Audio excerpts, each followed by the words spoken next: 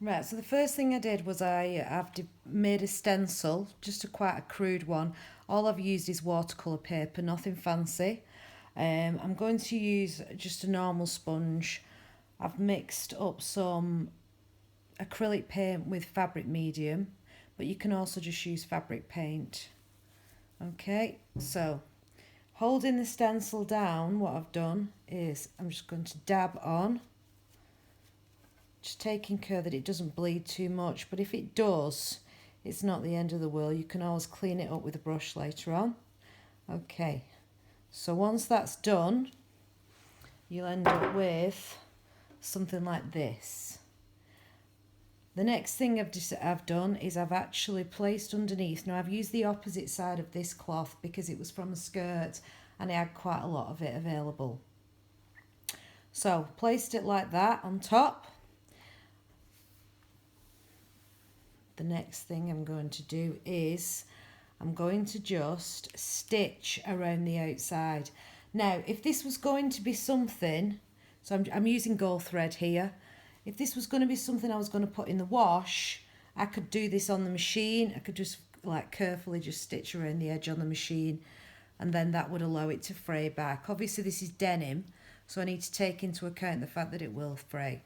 So I'm just doing a really basic running stitch, and I'm going to go all the way around each shape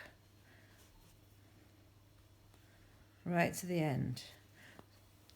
Okay, so once I've gone around the shape, and you can do decorative stitches, it doesn't have to be a running stitch. You could do a back stitch if you wanted it to be fuller. Just be careful, just make sure as you go along that your thread is laying flat. If your thread bunches up, just run your finger along it and it'll release that tension. Okay, once I've got to the edge,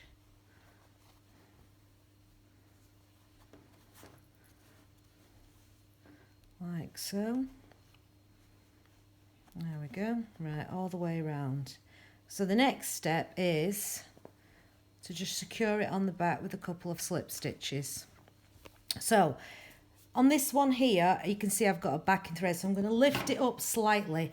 Now it's going to be, use sharp scissors, don't use, and just make sure you are literally just putting a little hole in the middle. Okay, but you're not cutting through the backing fabric, so you're just cutting through the surface fabric. I've then cut a slit all the way down, so you can see on that one I've already done that, and I'm now going to just, deciding how much of the paint I want to show, I'm just going to trim around the edge of that petal. Okay, there we go. And on the other side. Now if this was a bit more intricate, obviously I'd be, this is quite a basic stencil, but if you're doing something like a bit more intricate design, using smaller scissors would be essential. Okay, now I can just leave it like that because in actual fact, you can see the pattern coming through from the underside.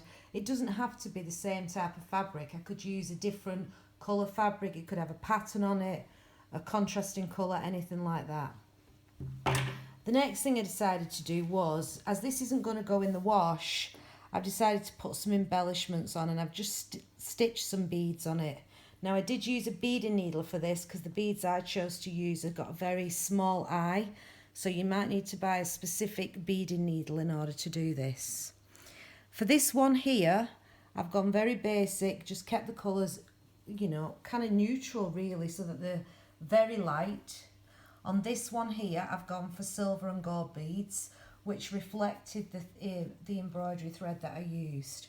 And I've stitched around the outside, but then I'm going to put some more embellishments around here, and I can do as much as I want. I could even bead the entire shape on the inside, put loads of beads in the middle, and that would work as well.